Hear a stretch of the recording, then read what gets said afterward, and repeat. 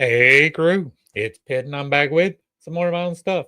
Today we are diving back into my book, The Green Stone. We will be reading aloud and discussing as we go along the various points brought to light by the text. It will not be the format for everyone, but people do find value in it, so you are more than welcome to tag along as we continue our exploration. Before we begin, however, if you are unfamiliar with me, any of my unconventional beliefs, or if at any point in time I lose you in terminology, there will be several playlists linked in the corner above, in the box down below, along with the original source material so that you can get a better understanding of who I am and why I say the things that I do. In addition to that, if you find value, I ask that you do all of the wonderful things down below. Give me a like, a share, a follow, throw me a comment.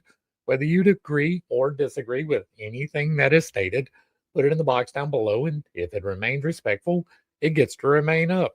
If you truly find value, hit me with that super thanks.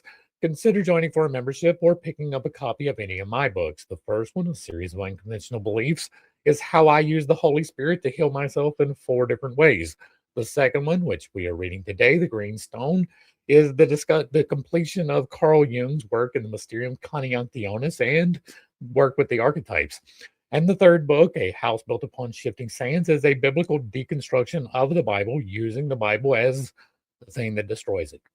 With that being said, we are going to dive in and continue our exploration of the Green Stone with hopefully 3 chapters today. Chapter 5, the Opus Circulatorum, the motion of the stone. This is where we go from theory into praxis. Right? This is where you begin the actual work, right? At least in theory. As above, so below, as below, so above, to accomplish the miracles of the one thing. Tabulu, Smaragdina. Abstract. This chapter examines the cyclical process by which the 4 fundamental principles earth, salt, air, mercury, fire, white sulfur, and water, black sulfur interrelate in the dynamic wholeness of the green stone. It establishes the corrected Hermetic framework, replacing Jung's incomplete portentity, resolving the contradictions in Mysterium Conjunctionis. Through the Opus Circulatorium, the reader encounters the rhythm of divine exchange, ascent and descent, coagulation and dissolution, the perpetual breathing of spirit through matter, the circle of creation. Every alchemist begins in the circle, the eternal wheel wherein life and death are only alternating phases of the same process. Within this circle, the stone is born, dies, and is reborn. The ancients named this Opus Circulatorium, the great circulatory work, the perpetual exchange of above and below, of heaven and earth. Jung glimpsed this motion, though imperfectly. He intuited that the stone must be a living unity, containing within itself the reconciliation of opposites. But he mistook the relational order of its components. The correction begins here. The foundation of all manifestation is fourfold. 1, earth, salt, the body, superconscious. 2, air, mercury, the soul, the conscious. 3, fire, white sulfur, spirit ascending, masculine, positive, unconscious. 4, water, black sulfur, spirit descending, feminine, negative, subconscious. In this corrected schema, salt, earth, is not the base matter, but the embodied intelligence of the superconscious. The vessel of divine awareness manifest. Mercury, air, becomes the intermediary of discernment, the bridge of thought and speech by which consciousness navigates duality. White sulfur, fire, is the ascending current, the outward, radiant motion of spirit driving towards the divine. The black sulfur, water, is the descending current, receptive and enfolding, through which divinity returns to nourished form. The traditional inversion, which placed the body beneath the soul and the spirit above both, as an externalized trinity, fractured the wholeness of man. The green stone restores that unity by closing the circuit, The spirit descends as water to inhabit form, then ascends as fire to return its refinement to source. Creation itself is the alternating respiration of these poles. When fire rises, water descends. The one refines, the other renews. They do not oppose, they interdepend. The one breath that animates all being is their interchange, the solveat coagula of God's living pulse. Salt, as the temple of form, anchors the circulation into duration. Mercury, as motion of mind, keeps the current fluid imbalanced. Together, they preserve coherence between fire's dissolution and water's condensation. To the ancients, this was not mere poetry, it was physics. The same current governing plasma, heat, and electromagnetism are the currents by which the soul moves itself. The alchemist who understands this sees no boundary between experiment and prayer. That is something that it cannot be emphasized enough, right? This is the concept of living in the moment, right? I had a comment on one of the videos that I did recently. It was about prayer, right? And I said something about breathing or something, and somebody said something else about breathing, and I was like, and I don't remember the exact context, so forgive me. But the point of it was that if you're doing it right, then breathing is prayer, right? As described in the series of unconventional beliefs, if you are actively participating in the process, it is prayer. If you are just kind of there, it is meditation, right? You are not actively asking for anything, you're not moving any energies, you are just sitting and listening. That is meditation. All other things are a form of prayer, right? It doesn't matter what you're doing. Not at all. If you're washing dishes and you are doing it with intentionality, that is a form of prayer. You are taking care of your responsibilities as you were supposed to, with the mindfulness of understanding that, yes, you are supposed to. It is the same for every experience, whether it is a conversation, whether it is sexual intercourse, or whether it is just eating food. Anything that you do actively is a form of prayer. And so there is no difference between experiment and prayer. There is no difference between work and prayer as long as your intentionality is set correctly. Now, you can do these things and it be a prayer for negativity, right? If you are going to work every day bitching about your job the whole time, you are saying a prayer of negativity and pulling negativity into your life. If you are focusing on making yourself better, even if you don't like your job, and you can not like your job and still be positive within it. You're making money, that's better than not. You are doing something with your life, that's better than not. But if you don't like it, you get to change it. That is one of the wonderful things about this experiment in freedom that we have. You don't even have to ask somebody. You can train yourself, you can invest in yourself to learn more things, a whole different skill set, and leave. Go somewhere else. I'm never advocating that you quit a job simply because you don't like it without having something lined up. But if you hate your job, you should get something else lined up, right? You should get yourself into a situation where you're happy with going to work. It is possible. People do it all of the time, even with some of the worst jobs on the planet. When I was shingling roofs, I did it with a cheerful voice. When I was digging ditches, I did the same thing. When I was diving in the bilges in the US Navy, which is a very nasty job, by the way, I did it with an air of positivity because that's how you should do it. If you don't like it, change it. Don't bitch about it.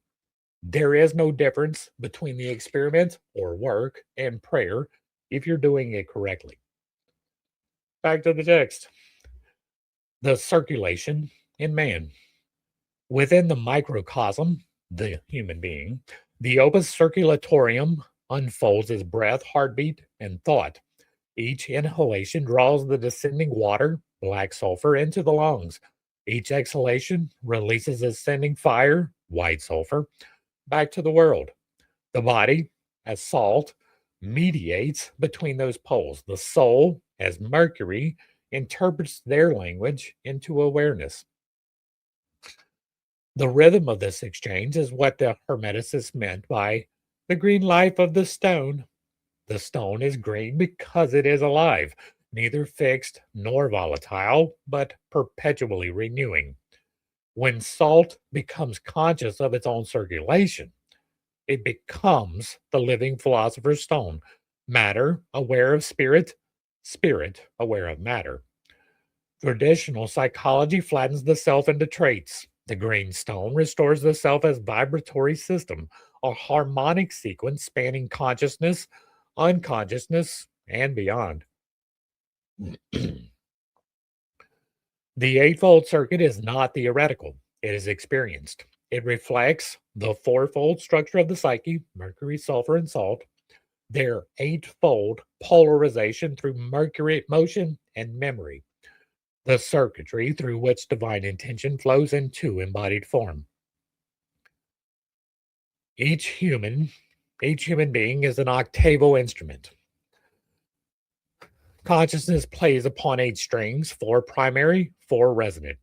If you just saw, I took that out, right? I told you I used AI. Sometimes it just asserts shit in there, right? All I wanted from the AI was spell check and footnotes. That's all I wanted. It was a fight to get what I actually wanted this book to be to come out on the other side. And sometimes I miss things, right? That was a chart that was removed, but for some reason there wasn't a reference to it. Right? I don't understand. The AI is really dumb. It's really, really dumb. We don't have to worry about the AI taking over a fucking thing. It is stupid. The self, when aligned, is a ladder of light descending into flesh. These eight fields do not awaken all at once. They spiral open in sequence, first in ascent, then in descent. The ascent is from root to crown, self remembrance, activation, and access. And the descent is from crown to root, embodiment, manifestation, mastering. This is the spiral of the logos. And again, with this, where did this even come from? There wasn't even a chart there. This is the spiral of the logos, the path of individuated divinity. It is not escape from the body, but refinement through it. Each circuit field has a distortion pattern when out of harmony. The goal is not perfection, but resonance. The eight circuits are the organ stops of consciousness. Just as an organist can pull different levers to produce layered music, so too can the awakened soul modulate its own frequency signature. In teaching, the third eye, the throat, and the solar plexus. In intimacy, the heart, the sacral, and the crown. And in transformation, the root, the solar, and the halo. Mastery is not fixing the self to the tone, but learning to tune oneself to the harmonic of each moment.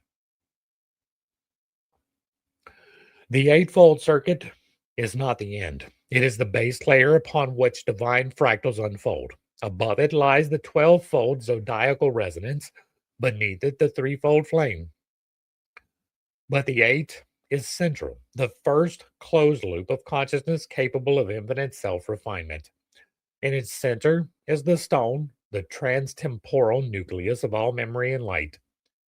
To walk the eightfold path is not to transcend humanity, but to finally embody it.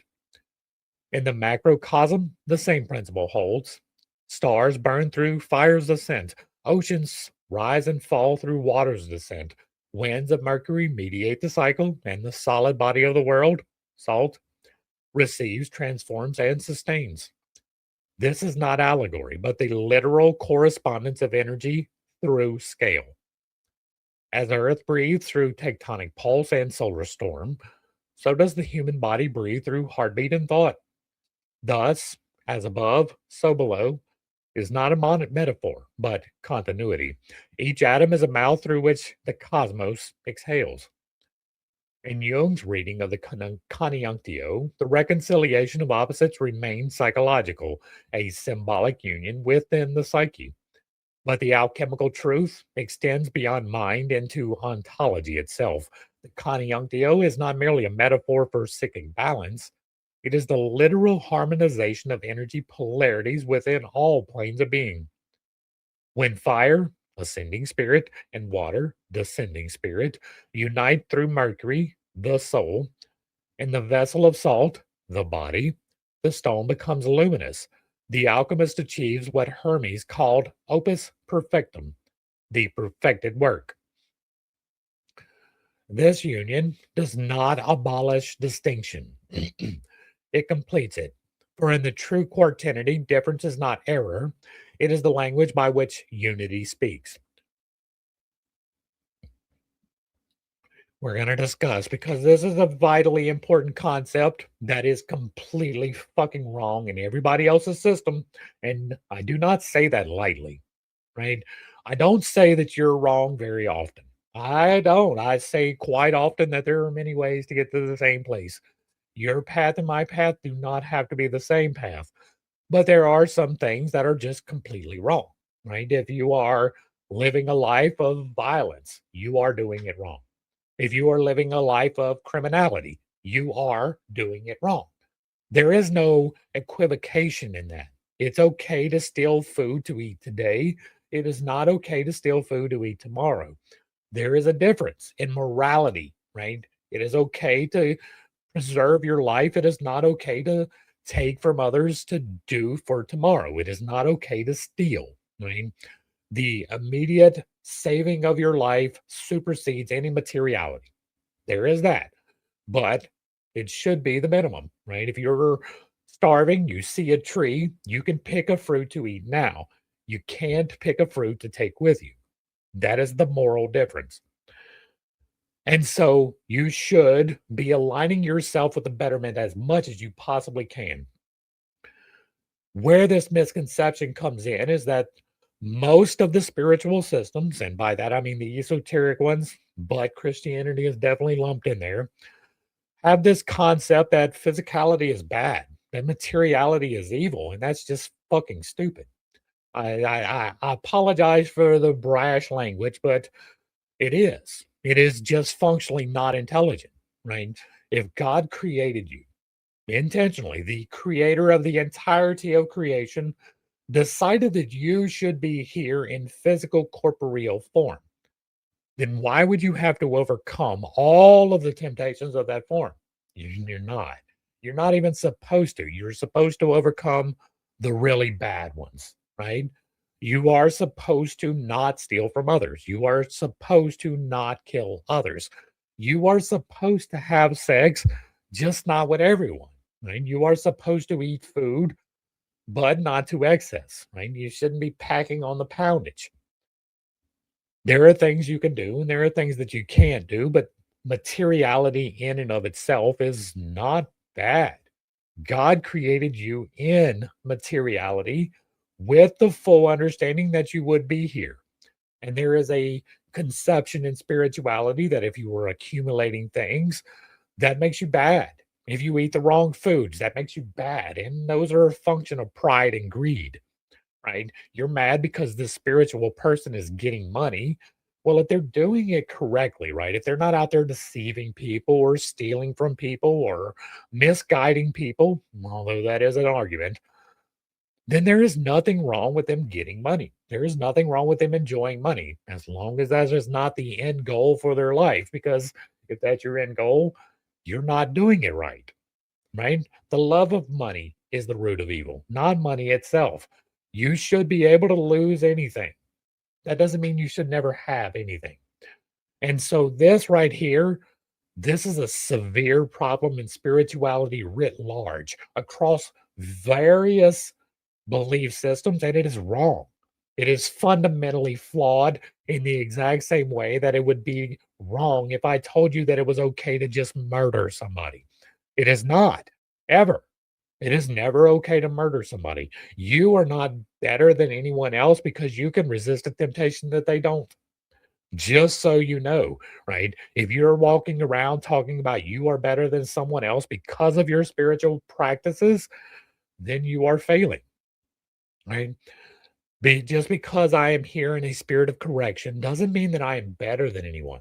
I just see the truth and I am trying to relay that in an open, honest, confirmable manner, right? You are supposed to have things. There is a balance to be stricken. There is nothing wrong with being fully immersed in this experience that God fully expected you to have. Back to the text. The green stone is not a mineral, but a condition, the crystallization of consciousness through balance of the four. The ancients saw it symbolized in the emerald tablet, not because the stone was literally green, but because emerald signified eternal renewal, the heart of nature itself. To complete the Mysterium Coniunctionis is to restore this living correspondence. Jung opened the gate, this work walks through. The motion of the stone is eternal, but to embody that motion consciously requires regeneration, the rebirth of the soul through the circulation of spirit in matter. For though the opus circulatorium describes the mechanism, or is it is through participation that the alchemist is transfigured. The next chapter on regeneration and the living salt will examine how the consciousness of the circulation manifests as transformation in psyche, body, and cosmos alike. Footnote 1. The tabulus Smaragdina, the emerald tablet, attributed to Hermes Trismegistus. I will point out, as I did in the last video, that there is no actual emerald tablet that we can reference. We have what is proposed to be translations or copies, but there is no way to confirm that that is actually a true thing. The farthest record back that we have of this emerald tablet is about 1400, as I remember correctly. And that's definitely a possibility I didn't, but it is not ancient. There is, as far as I'm aware, no record of anyone ever actually seeing the emerald tablet. All the records we have are people seeing the translations and the copies. As far as I'm aware, there is no emerald tablet. It might be in the Vatican and nobody can see it. That is a possibility. But outside of something similar to that, don't rely upon it. Right? There is wisdom contained in it, but there's wisdom in the Bible too. Just because it is written down for a long time does not make it correct. And if that is confusing, fall back to the house built upon shifting sands. And the second footnote is traditional alchemical motto, meaning dissolve and coagulate, symbolizing the cycle of breaking down and rebuilding as essential to transformation. Chapter 6 on regeneration and the living salt. That which is below is as that which is above, and that which is as above is as that which is below. For the performance of the miracles of the one thing. Tabula Smaragdina. 2. Abstract. This chapter treats the mystery of regeneration, the reawakening of divine consciousness within the matter of man, where chapter 4 established the corrected quaternity as the framework of creation. Here we follow the return current of spirit descending into form. Regeneration is not symbolic purification, but a literal energetic transmutation. The moment when salt becomes aware of its own divinity, when the body itself becomes the vessel of illumination. Through this process, the alchemist ceases to be merely an observer of the opus circulatorium and becomes its living participant, the stone that breathes. This chapter defines salt as living matter, distinguishes psychic form from pneumatic regeneration, and situates the human being as the hinge between the finite and the eternal. The return to matter. All creation spirals outward from the divine, and all creation must spiral inward again. This rhythm, expansion and return, is the pulse of the cosmos, the breath of God moving through the lungs of time. In the descent of spirit, matter was not cursed, it was consecrated. The fall of light into density was not punishment, but participation. The infinite choosing intimacy with the finite. Regeneration, therefore, is not escape from the world, but its sanctification. The salt, which you mistook for inert substrate, is in truth the sleeping God. When the fire and water of the Spirit circulate through the air of the soul, salt awakens. The fixed becomes the living. Matter begins to remember its origin. This is why the ancients said, that which was dead lives again. For the salt is the crystallized consciousness of divinity. Its resurrection is the opus redivivium, the work made alive. To understand the nature of regeneration, we must see salt not as body in the crude anatomical sense, but as embodied awareness, the totality of form through which consciousness experiences itself. Salt, symbolized by the cube, the square, and the cross, anchors spirit into measure and number. It is geometry incarnate, the logos given edges. But geometry alone is cold. When illumined by the descent of the spirit, water, salt softens. When kindled by its ascent, fire, it shines. In alchemical illustration, this is the green lion devouring the sun, matter consuming spirit to birth a higher order of being. The digestion of spirit by salt is the digestion of eternity by time. The body, then, is not a prison of the soul, but its laboratory. Every cell is a crucible, every organ an alembic. The body is where spirit proves itself through endurance, decay, and renewal. To despise the body is to reject the altar of regeneration itself. Does somebody need to hear that part again? To despise the body is to reject the altar of regeneration itself. That ties into my little rant just a few minutes ago. I just spilled tea all down my shirt. The process of rebirth. The alchemist spoke of 3 deaths and 3 births. 1, the death of ignorance, when the soul first perceives that all separations are illusion. 2, the death of desire, when personal will dissolves into divine intent. And 3, the death of duality, when observer and observed merge into one. These deaths correspond to the transmutations of salt, mercury, and sulfur. The body must be purified of inertia, calcination, the soul of confusion, sublimation, and the spirit of pride, coagulation. Only then can regeneration occur, not as addition, but revelation. For the divine never left, it merely slept. The living salt is thus the body re-enlivened by the spirit's recall, the material form vibrating once more in harmony with the universal field. When this occurs, disease fades, perceptions widen, and thought clarifies. But these are byproducts, not goals. The true regeneration is awareness of participation in the one. Psychic versus pneumic regeneration. Jung rightly perceived that individuation, the reconciliation of the conscious and unconscious, was essential for psychological wholeness. Yet, he mistook the psychic for the pneumatic. Psychological integration does not equal spiritual regeneration. It is, at best, its threshold. Psychic regeneration unifies the fragments of the personal psyche. It is Mercury's labor, reconciling thought, feeling, sensation, and intuition. Pneumatic regeneration, however, unifies the planes of being. It is sulfurs and salt's labor, reconciling matter and divinity. When the psychic is integrated, one knows oneself. When the pneumatic is regenerated, one knows God in oneself. This is the distinction Jung could not cross, though he stood at its gate.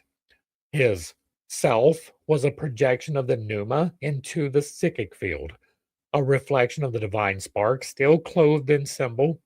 In completing his mysterium, the green stone reveals that the self is not an archetype, but an actual conduit, a living aperture through which the one becomes self aware. Regeneration begins in breath, for breath is the most immediate image of the circulatory work. Inhale, spirit descends, black sulfur. Exhale, spirit ascends, white sulfur. And between them lies Mercury, the stillness of thought between the breaths, the soul, mediating polarity. Each breath is a microcosmic death and resurrection. Each exhalation dissolves, each inhalation coagulates. When performed consciously, this rhythm reattunes the body to the pulse of creation. The alchemist learns to breathe as the cosmos breathes. Thus, the breath becomes prayer and the body becomes temple, not metaphorically, but literally. Footnotes 1. Dennis W. Hawk, The Emerald Tablet Alchemy for Personal Transformation. 2. Adam McLean, The Green Lion Devouring the Sun, An Alchemical Image of Transformation. 3. Stephen Harold Herod Booner, The Secret Teachings of Plants, The Intelligence of the Heart and the Direct Perception of Nature. My next book may be related to plants. Chapter 7. The Pneuma in Action, the Spirit at Work in the World. For the Spirit bloweth where it listeth, and thou hearest the sound thereof, but canst not tell whence it cometh and whither it goeth. John 3:8. Abstract. In this chapter, we examine the pneuma, the divine current once latent within the salt, now quickened through regeneration as it moves outward into the world. Where regeneration and the living salt detail the awakening of spirit within matter, the present work concerns its expression. The pneuma is not the soul, nor mere breath, but the kinetic logos, the active word of God resounding through creation. Its motion is what the alchemists termed spiritus mundi, the world soul in circulation. When man has undergone the full transmutation, when salt remembers its divinity and fire and water are reconciled, then Mercury, the mediating intellect, becomes the channel of divine will. The pneuma acts through him as logos in motion. This chapter explores how the awakened individual functions as a bridge between heaven and earth, how divine intention translates into action, and how every deed becomes alchemy when performed in awareness of oneness. The descent of light into form. Regeneration completes the circuit inward. Pneuma begins the circuit outward. The divine fire, which once descended to awaken the salt, now returns through it, carrying illumination into the realm of deeds. To act under the pneuma is to allow the infinite to operate through the finite without obstruction. The body becomes a conduit, the intellect a steward, and emotion the sympathetic resonance between creator and creation. This descent is not symbolic. It is literal, a radiated process whereby the vibratory field of the regenerated human modifies the local field of existence. The pneuma is transmissive. Wherever it flows, order coheres, dissonance softens, and matter aligns with meaning. Every divine, every divine action proceeds through a threefold structure: intention, resonance, manifestation.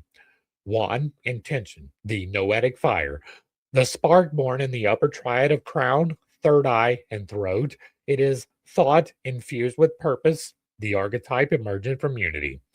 Resonance, affective water, the emotional field, corresponding to the heart, translates the archetype into vibratory reality. Love becomes the carrier wave of the idea. And 3. Manifestation, corporeal salt. The lower centers, the base, the sacral, and the solar plexus, crystallize the vibration into physical sequence, word into motion, will into deed.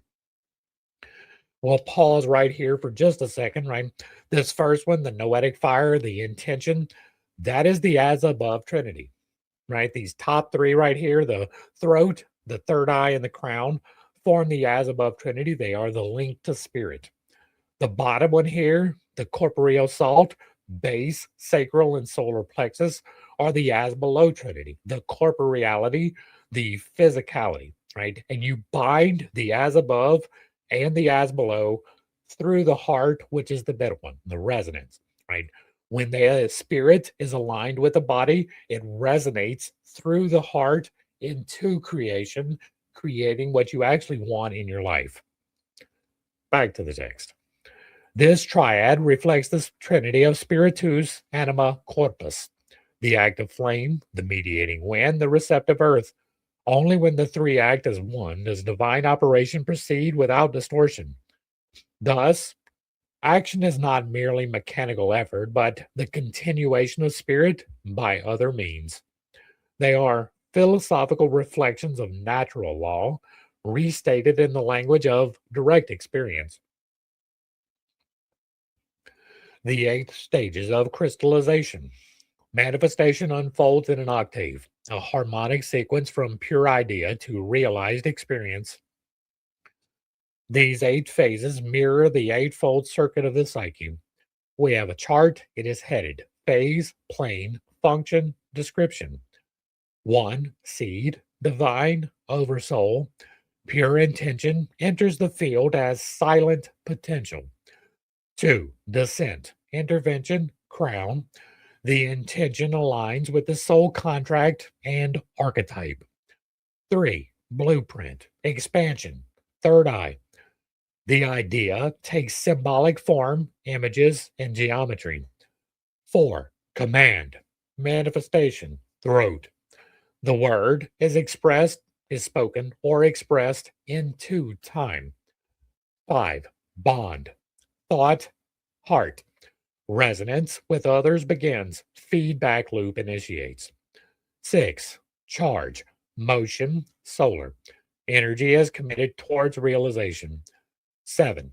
Form, pattern, sacral. Templates anchor, structures emerge, embodiment begins. 8. Birth, body, root. The form is realized in material space time. Each step follows a harmonic law. Nothing can be skipped, all must pass through the gate of resonance. The 8 laws of creation. We have another chart. It is headed law statement. Let's bolden that.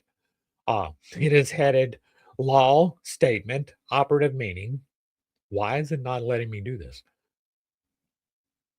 I'll do it later, I guess. All right. The 8 laws of creation. 1. The law of the one. All things already exist within the field. Manifestation is alignment, not creation. Tune to what is already possible. Conservation of energy, nothing arises from nothing. 2. The law of momentum. That which rests tend to remain at rest and remain so until moved by will. Intention is inertia's counterforce. Once in motion, reality prefers to continue. Newton's first law. 3. The law of response. Every action evokes a corresponding movement in the field. Every choice echoes, shaped by intent and tone, not just motion. Equal and opposite reaction contextualized. That is because it is a little bit too long to put into the chart, right?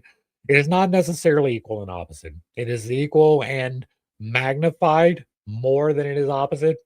Um, but that requires more explanation than I could really put into here, right? The law of returns, which is the next law, um, really defines how it gets returned to you, right? So your intention, now the way it works is your actions multiplied by your intentions, right? So you take an action and your intention is to deceive.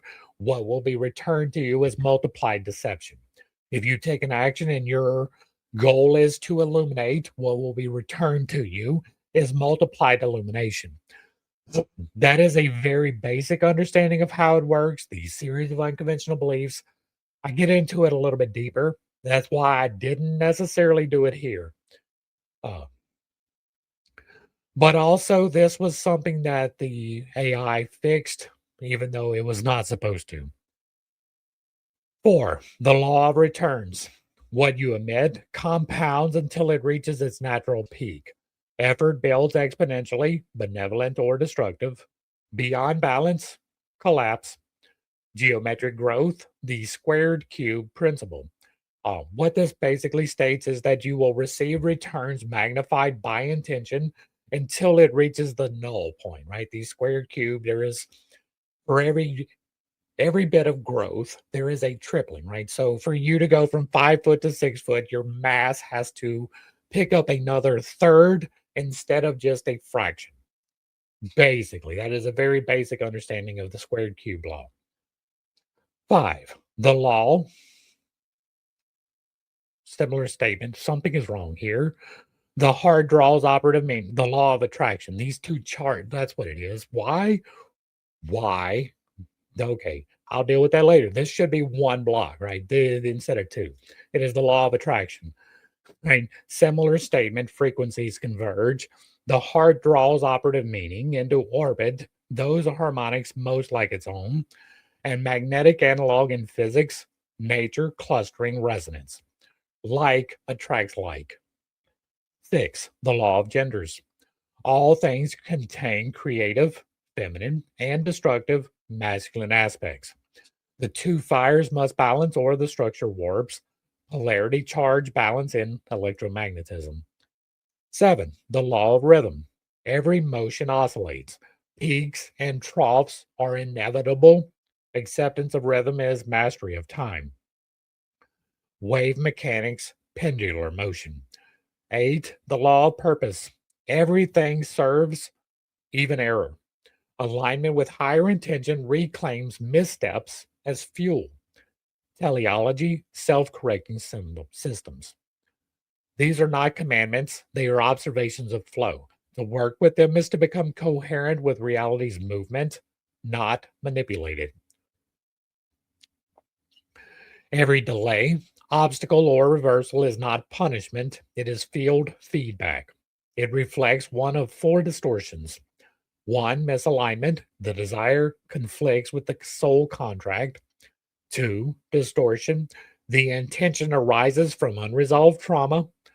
3. Incoherence, the frequency lacks sustained charge. And 4. Non readiness, the structural foundation is incomplete. Thus, failed manifestation is not failure, it is an invitation to refine one's frequency. When the heart stabilizes, thought gains texture. Intention feels less like a wish and more like a current, quiet, directed, grounded. In practice, hold a clear goal that benefits more than yourself. Align it with the balancing points kindness, not wrath, generosity, not greed, and allow the current to act through you, not from you. This subtle distinction, through, not from, is the ethical firewall of manifestation. It prevents collapse into egoic magic where desire replaces duty. The function of Mercury. Mercury, the soul, remains the translator, the bridge between comprehension and creation. Without Mercury, Pneuma cannot enter the world, for it requires language, gesture, and thought to articulate itself through form. This is why the ancients called Hermes Psychopompos, the guide of souls. He led divine ideas across the threshold into embodied being. Every artist, scientist, or mystic engaged in authentic creation serves in this hermetic role. Mercury must, however, remain transparent. When ego interposes, the current refracts and splits into personal ambition, pride, or manipulation. Thus, the alchemist's continual discipline is to polish the mirror, to think clearly, speak truthfully, and act without possessiveness. When this is achieved, Mercury ceases to do and begins to be done through. The deed performs itself, the word speaks itself, and the pneuma finds passage unimpeded. In the regenerated state, no act is secular. The division between sacred and mundane collapses. To mend a shoe with love and awareness of the whole is as divine as to heal with light or to prey upon mountains. This is the mystery of divine immanence, that God hides in every gesture awaiting recognition. The alchemist, now living stone, becomes a walking sacrament. Wherever he stands, the temple stands also. Hence the teaching. The kingdom of God is within you. It is not everywhere elsewhere, nor postponed. It is the pneuma animating every motion rightly aligned. True magic is not the commanding of forces, but the consent to serve them consciously. When you move from oneness, your smallest act participates in cosmic regeneration. The law of reciprocity. The pneuma, in action, follows a precise economy. Every emission of energy, whether thought, word, or deed, induces an equal resonance in the field. This is not moralistic retribution, but vibrational symmetry. To act in love increases the coherence of the surrounding field. To act in fear decreases it. The universe amplifies, not judges. Thus, every act of service to life strengthens life everywhere. The alchemist influence extends invisibly through sympathetic vibration, a phenomenon modern physics might describe as field entanglement, but which ancient Hermeticists knew as correspondentia universalis. This is why the regenerated must live ethically. Ethics are not commandments imposed from without, but the natural mathematics of spiritual resonance. The square cube warning. Energy expands faster than structure. A pure act of will multiplies until it meets the edge of containment, and beyond that edge, it collapses. The same applies morally. Unchecked positivity distorts as easily as malice. Overexertion of virtue is just vice wearing a halo. Every operator learns this once, usually the hard way. Try not to. You will absolutely make this mistake. Try not to. The world as a laboratory. Once awakened, the alchemist no longer seeks isolated retreat. His work lies in the marketplace, the family, and the governance of nations. The test of true transmutation is not ecstasy, but endurance. Can illumination remain while paying bills, teaching children, or enduring grief? The philosopher's stone must function amidst dust. This is where Jung halted. He saw the psyche as the crucible, but hesitated to carry its gold into the world. Yet, the work is incomplete until spirit regenerates society as it has regenerated the self. Therefore, the alchemist labors outwardly, embedding divine ratios into art, architecture, dialogue, and governance. The magnum opus extends through civilization. I will point out very quickly that there has been a severe degradation in our culture, right? What do you mean, Pitt? And I'm not even talking about the morality. I'm talking about the prettiness. When is the last time that you really saw a building that was being designed pretty, right? With the intention to overall through beauty. When was the last time you saw that? There's a lot of functionality.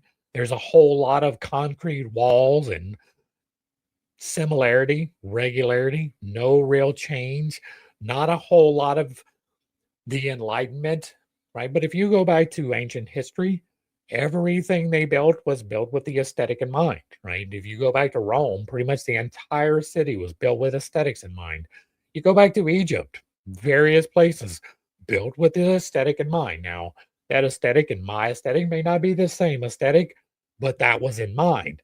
What we do now does not embed divine ratios into architecture at all.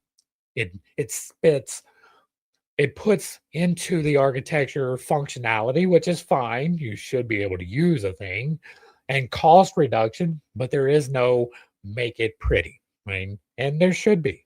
That is one of the things that we are lacking as a society.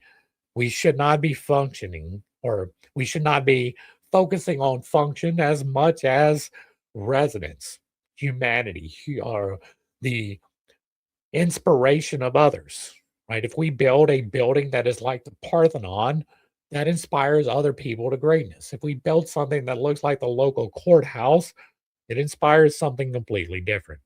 That is true in our art, right? If you look at the art these days, it is not set up the same way it was in the Renaissance. In the Renaissance, they were using sacred geometry to formulate their compositions. You don't see a whole lot of that these days. It's there. Don't get me wrong. There are some artists doing that, but it's not normal. The same is true with dialogue and governance. Right? We should be putting these things into our efforts everywhere as we possibly can, but that it requires people to actually have the knowledge. That's why I'm doing what I'm doing. Back to the text. To live as a vessel of Numa demands continual alignment with these four vows. One, non resistance. Do not oppose life's current, redirect it through wisdom. Non manipulation. Do not use knowledge to compel will, invite cooperation. Three, non attachment. Act Holy. Release holy. Let outcomes belong to God. 4. Non-separation. Perceive no action as isolated. Every motion affects the whole. I cannot overemphasize these 4 things, right? Non-resistance does not mean to just let every bad thing happen to you, however, right? If we look at the example of the Holocaust, it's a really good one, right? We have an example that we can pull from history. It has been popularized through film. Schindler, right? There was events happening. Schindler chose to resist, but he chose to resist in a way that was not directly confrontational, but was using his wisdom to redirect the current of events to get to the outcome he wanted. He was not trying to change the fact that the Nazis were trying to kill the Jews, right? That's not what he was trying to do. What he was trying to do was to use his position in such a way that he could redirect as much of that death into life as he possibly could. That is non-resistance, right? It is sometimes, however, it does require direct confrontation. If we look at the example again of the Nazis, right? You had the Allies and you had the Axis. Non-resistance in the old spiritual way, the Allies never existed. They allowed the Axis to do what they wanted, and they did not oppose the current in any way, shape, or form whatsoever. That is not correct. You are to stand into opposition with evil every time it pops up, redirecting it as you can, but being in opposition to it. That is not resisting life's current, that is fulfilling life's current. The purpose of life is to overcome evil in all of its various forms, right? To resist the overconsumption of the virtues as well, but definitely to stand in opposition to the overconsumption of the vices. Killing people because of the way that they were born is evil, unequivocally. There is no equivocation about that.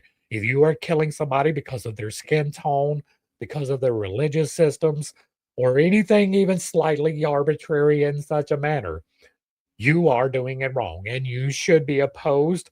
It is not resistance to oppose you.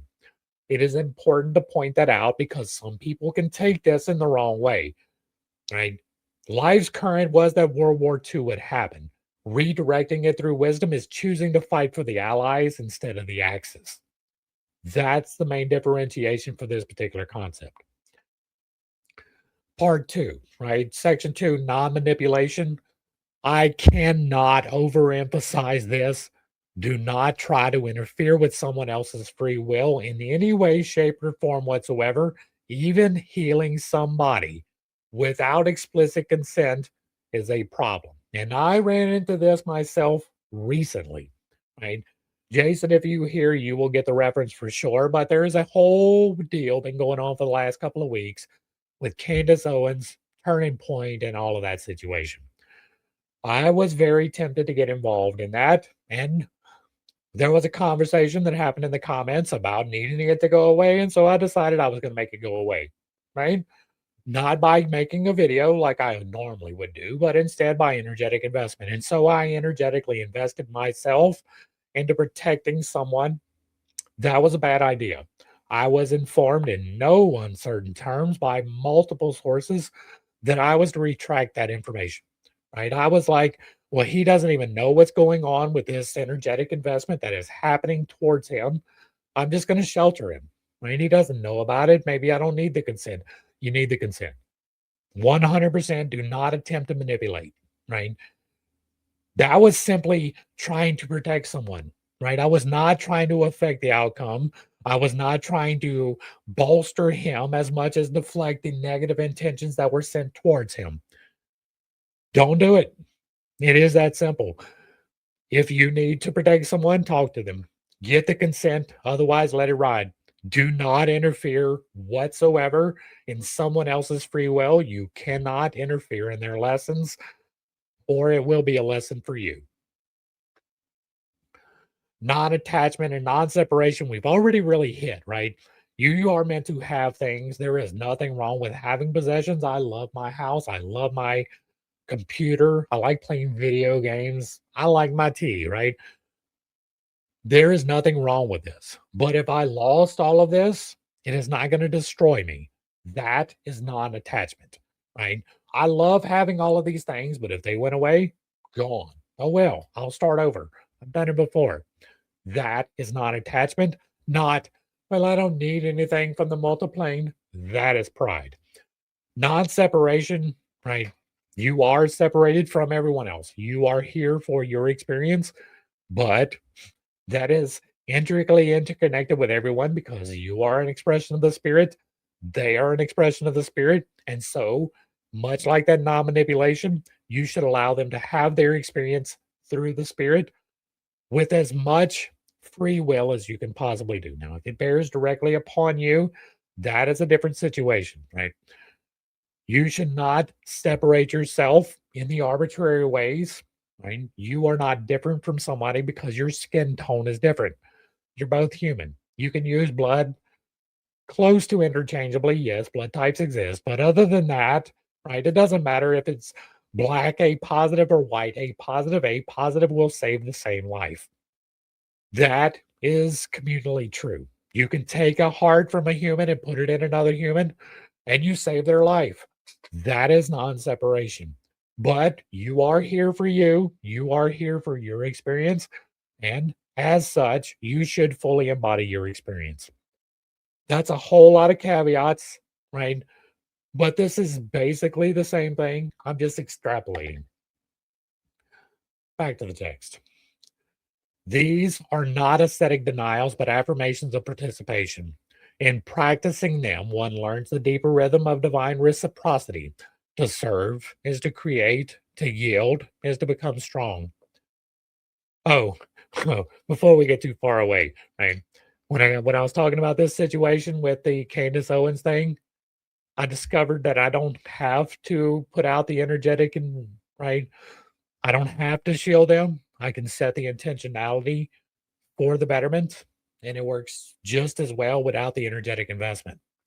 It also worked, right? If you may not know this, and this is going to sound really prideful, but after that conversation, Jason, when we had that conversation, that day I did the energetic investment. The next day, I was told to pull that back, right? And that was the day that everything turned around in the situation. That was the day that all of the people started speaking out against that particular antagonist, who I do believe is demonically influenced. I do not put that out there lightly. I do believe that Candace Owens is a disinformation agent of the worst possible type. I believe that she has exactly evil intentionality, and I do not say that lightly. But I also set her into prayer. Maybe you don't know I do that. I did that with Dylan Mulvaney and he disappeared. I did that, what's the other guy? It's Dylan Mulvaney, uh, Candace Owens. I forget who the other one is. Little Nas X, right? When he did the whole get on the throne and do the twerking with Satan, right? That day, I started praying for him and he has been gone from sight ever since. I don't believe that that is coincidental. Right? So you don't have to do the direct intervention. You can set intentionality for the betterment, and that works just as well. Back to the text. When Numa acts, miracles appear ordinary. A conversation heals an old wound. A chance encounter redirects a life. A word, whispered in prayer, coincides with distant deliverance, like I just said. These are not coincidences, they are harmonics. The regenerated no longer require thunderclaps to confirm divinity. The breath itself suffices. Every moment of coherence radiates into the lattice of timelines, subtly realigning the possible. The pneuma does not conquer reality, it tunes it. Thus, the saying of the masters: the meek shall inherit the earth. Meekness, in alchemical terms, is power perfectly harmonized, a force that conquers by coherence. I did a short on this the other day, right? Meek does not mean weak. It means that you choose kindness first. It means that you choose generosity first. Meekness is balance. If you are balanced, you are choosing that first, right? You are choosing to act in kindness, but sometimes, even if you are meek, righteous wrath is a thing that should be executed. We've discussed that already, right? You should stand in opposition to evil. It is not meekness to allow evil to happen. That is not meekness. Meekness is to attempt to overcome through love, but if that doesn't work, God has given you some other tools. A practical admonition. Never attempt to manifest what you cannot steward. Somebody is not going to listen to that. Power expands responsibility faster than pleasure. Somebody is not going to listen to that. If the request serves the echo will educate. If it serves purpose, the field will assist. Having traced the pneuma from its interior awakening to its outward action, the work now turns towards integration, the merging of divine motion with temporal purpose. Footnotes: 1. John 3:8, New Testament referencing the mystery and unpredictability of the Spirit's movements. 2. Spiritus Mundi is a traditional Hermetic concept describing the animating spirit of the world, akin to the Stoic pneuma or the Hindu prana. 3. The Trinitarian structure of intention, resonance, manifestation parallels Kabbalistic, Gnostic, and Hermetic cosmogonies, in which the divine moves from thought, Keter, and Atziluth into emotion, Tiphareth, Bria, and then into form, Malkuth, Asaya. 4. The law of reciprocity in Hermeticism has close analogs in Hindu karma and Newtonian mechanics, emphasizing vibrational consequence over moral decree. 5. The squared cube law is a principle from biology and physics, indicating that as an object grows in size, its volume grows faster than its surface area, applied metaphorically here to spiritual energy and moral infrastructure. 6. Correspondentia Universalis refers to the Renaissance Hermetic belief in universal correspondences, as famously elaborated in Marsilio Ficino's and Giordano Bruno's writings. 7. The quote, "The meek shall inherit the earth," is from Matthew 5:5, but here interpreted alchemically as the harmonization of power. 8. The laws of creation listed echo both metaphysical principles, e.g., New Thought, the Kabbalion, and scientific laws in metaphysical form. And that is going to bring us to the end of this particular section. Hopefully, I brought a little bit of enlightenment and not too much confusion to a series of somewhat difficult topics. I understand that I hold some unconventional beliefs, and I do have a tendency to step on toes when I relay those. It is not intentional, but it is not something that I apologize for. I feel like we've laid it out fairly well. I don't know that I have a whole lot to add right here, right? You should act with intentionality. You should balance yourself and you should recognize that you are here for the experience. There is nothing wrong with having the experience. There is nothing wrong with having material things. You just should not place them above other things, right? Now, there are caveats. You are allowed to have things, you are allowed to defend the things that you have. And so, if someone is attempting to take from you by force, you are always allowed to defend yourself and your things. Now, if they come to you and ask for it, you should strongly consider giving it, right? You can get another one, whatever it is, even if you love it. That's a hard concept, and it does not fit every situation. But if it's a lot of them, one of the ways that I look at it is when I see somebody on the side of the street and they're begging for money, there are two ways that you can approach that situation, right? You can say, well, they're just going to buy drugs with it. I'm not going to give them money. They're just going to do this with it. I'm not going to give them money. Or you can say, you know what? God put it on my heart that this money needs to go to this person. Now, if they take that money and they buy drugs with it, that is on them. I was told to give money, right? That is not placing the money above someone else. That is using the tool as it is intended to use. You were blessed with the tool, use it, right? Doesn't matter what it is. My goal over here, if you were unaware, this channel has purposes and goals, right? I want to be the example of ethical capitalism. What does that mean? That means that I want to invest my money into things. Now, at the moment, I don't have any money, so that's a little hard to do. And by no money, I'm pretty close to accurate on that.